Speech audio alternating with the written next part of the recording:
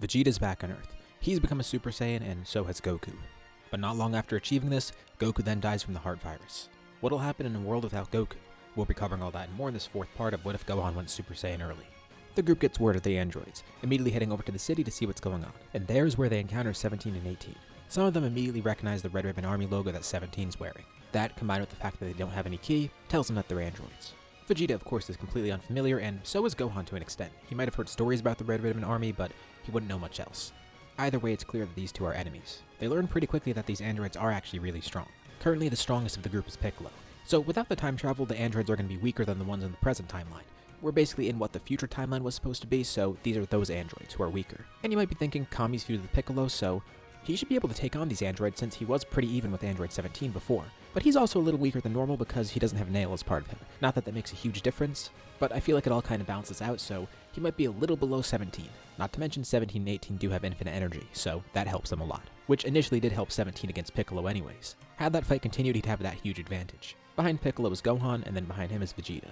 If all of them were to combine their power together, they could each take on an android alone and then kill them that way. But the androids are fighting together, they're not fighting separately. And it's pretty hard to split them up when they're stronger than everyone else. One by one, the group is killed off. Tien's the first to die, then Krillin and Yamcha. And as more of the fighters die, the easier it becomes for the androids. Soon it's just Piccolo, Gohan, and Vegeta desperately fighting. As for Vegeta, he's kind of doing his own thing. There's a significant gap between him and Gohan right now, but still, he is a Super Saiyan, so that at least helps him hang on a little bit longer. But he's no match for the androids. He's the next to be killed, with Gohan and Piccolo being the only ones left. Gohan was consumed with the battle, and all this happened so quickly that now he's looking around and it's really registering with him. Krillin, Yamcha, and Tien are all dead, friends of his. And if he doesn't act soon, Piccolo's next. Even Vegeta, who is pretty strong, was defeated. Gohan's facing a harsh reality right now. The androids are too strong to defeat. Goku isn't there to help them either. Gohan's been training so much, but still, even as a Super Saiyan at his level, the androids are supposed to be stronger than him. The androids get ready to kill Piccolo next, floating up in the air and combining a blast that they launch down at him. Piccolo braces himself for impact, but right before it hits him, Gohan jumps in front, countering with his own blast. And slowly, Gohan's blast grows in size, getting larger and larger and getting more energy in it. Then there's a huge burst of power. The blast is completely reflected, sent right back at the androids who try and block it with a barrier, but it breaks through and actually does harm them. They look down below and see Piccolo's not dead. And not only that, Gohan's there standing right in front of him, a little bit injured from taking the attack, but also looking a little different. They can't sense his ki and can't really tell he's powered up, but they notice sparks of electricity around him, and his hair is standing up more. Piccolo, on the other hand, sees a stark difference. He's been around Gohan long enough to know that this doesn't look like a regular Super Saiyan form, nor does it feel like it. Driven to this point with everything around him, and the fate of the world on his shoulders, Gohan's gone beyond Super Saiyan, now in Super Saiyan 2. He flies into the air.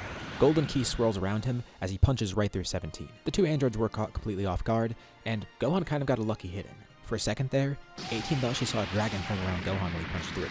But while caught in disbelief, Gohan's foot then lands right in her face, kicking her right down to the surface. Gohan then lands next to Piccolo, quickly raising his hands above his head and charging Masenko, with Piccolo joining. The two launch Masenko together, and with their combined power, it's more than enough to kill Android 18. Just as quickly as the androids killed all of their friends, they killed the androids. Piccolo always knew that Gohan had that rage inside of him, but he didn't know it would culminate like this. Gohan knows he was the last chance that everyone had at survival, and he wasn't going to let Piccolo die for him again. Not only does he have to live up to Goku's legacy, but it's the fact that his friends are gone. They've all died twice by now, everyone besides Vegeta at least. But Piccolo says they're not dead for good because Piranga doesn't seem to have that same limit. Maybe they can go back to Namek, but there also might be an easier way. Dende is still around here, and they wonder if he can upgrade Shenron again, since Shenron can't bring them back twice. Gohan thinks it's kind of a long shot, but it's a good idea. So they go up to the lookout. Dende's been watching everything, and he's glad they made it out okay, but still, the result wasn't really too great considering all the other people that died. Worst case scenario, they will have to go to Namek and get Piranga, but Dende's actually able to upgrade the Dragon Balls here, giving them one less restriction. Shenron can now grant the same wish twice. He's not able to make Shenron any more advanced than that, so Gohan asks if there's any way he could bring Goku back, but Shenron will still have the restriction where he can't bring anyone back who died from natural causes. But at least this gets around the fight with the androids. Everyone's brought back again. And not just their friends, but everyone who died in the city due to the androids. Krillin, Tien, and Yamcha are really glad they're back. They thought they'd be dead for good, but they're fine. And Vegeta's a little surprised he got brought back, but they've warmed up to him by now. He does ask about Kakarot, and no, they couldn't bring him back. So Goku remains dead, and Vegeta asks how they were able to defeat the androids. They were losing before, he expected everyone else to die, and Piccolo explains what happened. Vegeta's stunned. Not only did Gohan become the first Super Saiyan, but he was the first person to go beyond it too. He asks Gohan to showcase his power, and he taps back into it. He's not really sure what to call this, but Piccolo comes up with a pretty simple name, so maybe he would be the one to coin the term Super Saiyan 2 here. Vegeta was already behind Gohan as a regular Super Saiyan, and now Gohan's gone beyond that. He has a new level he needs to reach. Following the encounter with the androids, Gohan does continue training. I know it's kind of a staple in What Ifs for Gohan to continue training, but let's be honest, he probably should have done that to begin with. And especially with the circumstances here, it's not too out of the ordinary. Especially because Goku is permanently dead. Unlike when he died against Cell, he died here of natural causes. Even if he wanted to come back, he can't. At least with the Dragon Balls. Gohan's been one of the stronger fighters for a while, and he was the strongest at one point. He's Earth's best hope right now. Piccolo's pretty strong too, but as a Super Saiyan 2, Gohan's beyond that. So he wants to keep that up. He can't let any of his friends die just because he's not able to use that power. Plus, Piccolo spends a lot of time pushing him too, trying to get him to train more. And it's not just Piccolo, it's Vegeta too. There's a few reasons for this. For one, Gohan was the first Super Saiyan 2. Second, he's a hybrid Saiyan, so still, he has more potential than anyone that Vegeta knows. And third, Gohan still has his tail. Vegeta lost his and that never grew back, while Gohan, he still has it. It makes him wonder if there's any potential to use it there. And not to mention, if Vegeta wants to learn how to go beyond Super Saiyan, it might be good to train with someone who can. So he swallows his pride here and starts sparring with Gohan a bit. And he starts doing this more and more, and eventually, it turns into them actually training together. Vegeta is really intrigued by Gohan's potential. And after having a kid of his own too, this will help raise Trunks into a strong warrior, but he's too young to fight right now. Gohan of course still does go to school, but when he does have free time, he visits Piccolo or Vegeta, sometimes both together. Vegeta does this mainly out of curiosity, but also to push himself even further. Years pass after the androids are defeated, and he probably would become the Great Saiyaman. The biggest difference here is that Satan City wouldn't be named Satan City. Mr. Satan still would be a world champion though, and pretty famous, so Videl probably would still be the same vigilante she was. So Videl probably would still be a vigilante too. So a lot of the Saiyaman stuff happens like normal, and Vegeta doesn't really get why Gohan wants to dress up like that, but you know what? As long as it gives him an opportunity to fight, Vegeta won't question it, even though he is just fighting weakling criminals. The tournament happens eventually, and Goku still does come back for this because even though his death was different here, he still can be brought back for 24 hours. Which is great. Everyone gets to see him again, and he gets to join another tournament. But things begin changing here. The tournament itself goes pretty normally. Everything with Spopovich and Yamu happens, they meet the Kais, and then follow them over to where Babidi is. Things start changing when they encounter Dabra. He tries to attack Kibito, but Gohan immediately jumps in front of him, quickly powering up into Super Saiyan 2 and blocking the blast. He then counters with his own attack, and with a single powerful Kamehameha, Dabra is killed.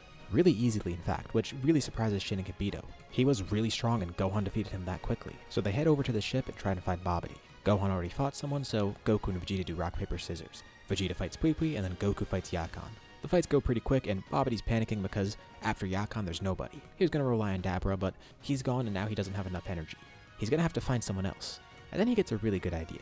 Vegeta's there. Vegeta still does kind of have some resentment in him, plus he never got to fight Goku again. Even though Gohan was there, Vegeta might still harbor those same feelings, especially with how different his life was on Earth. He became a resident later on, and under different circumstances. So because of all that, I feel Majin Vegeta is still possible, and that's exactly what happens here. Babidi takes over Vegeta, and plans to collect energy this way. Once Shin tells everyone else what's going on, Gohan gets ready to fight him. Goku is going to take on this fight, and Vegeta requests to fight Goku specifically, but Gohan decides to ask Goku personally. He knows Goku probably wants to settle this with Vegeta. There's no doubt that he'd love to fight him right now, especially with Vegeta threatening everyone. But he also knows that if Goku fights Vegeta, he's probably going to drag the fight on and not be wary of the energy going to Babidi. And as much as he'd hate to admit it, that is true. Goku says he would want to enjoy the battle, and even if Gohan wants to ask him to not do that, he probably won't. So, Gohan asks if he could fight Vegeta instead. This just angers Vegeta even more, and he expects Kakarot to not agree with it, but Goku says, yeah, that's fine. Gohan is the strongest here, and he respects his choice. After all, he wants to make sure the next generation can handle everything. Here, there's no Goten, so the next generation is just him and Trunks. But sure, if Gohan thinks that's right, he'll agree. Shin and Kibito take Goku and Piccolo and go back to Babidi's ship, while Gohan draws Vegeta away. Fine, he'll fight Kakarot later, but for now, he could finally beat Gohan. Although, he's not really sure that he even believes that, because he's been training Gohan and knows his full power. So, Vegeta draws out more of his own, and Gohan takes this as a cue to draw out his own power too. Together, the two of them both show off Super Saiyan 3. They unlocked this pretty recently. As for Vegeta, it was really recent, as in a few weeks ago. He has no control over it, and there's a lot of issues with the form, but the Majin boost did make him stronger. For Gohan, he's had this form for longer, and he's stronger in it. Not to mention, he has his tail so he can control the form, unlike Vegeta. The two already know how this fight's going to turn out. The two launch towards each other at full strength. They exchange a few blows, but the fight is pretty quick. Gohan knocks Vegeta unconscious. The two could have a fight later on. Now's not the time. Goku's crew is back at Babidi's ship, and Babidi starts panicking. He realizes Vegeta's been defeated, and he's so close to having Buu revived. He has about 85% of the energy. No, 90% of the energy that he needs. The meter went up even just from that short fight, but still, he needs more. Gohan picks up the unconscious Vegeta and brings him over there. Meanwhile, Goku and Piccolo decide to handle Babidi. His magic is really impressive, but physically he can't match the two of them together. It's a really weird fight for them because they've never fought someone who's physically weak but strong magically. Although, they're able to break through Babidi's defenses, killing him pretty quick. Gohan and Vegeta arrive not long after. Shin thanks everyone for their help, taking Buu's egg back to the sacred world of Kai. They all return to the tournament. Thankfully, Vegeta didn't actually kill anyone just yet, so a lot of the crowd is still there. There was a huge battle royale that went down, but they still want to fight each other, so there's a few extra battles. Vegeta gets to fight Goku here, and it's a close battle, but it ends in a loss for Vegeta. Because even though he has Super Saiyan 3, Goku does too. But he can't really use it for too long because it'll drain his remaining time. And the final match of the tournament is Goku versus Gohan, a battle between father and son Super Saiyan 3s. Although, I feel like Gohan would probably win this. So, the Buu saga is over. And I know, I skipped the Buu saga a lot in my what-ifs because Buu's revival is pretty easy to avoid. Or at least, it was before. After this, we move on to the next arc.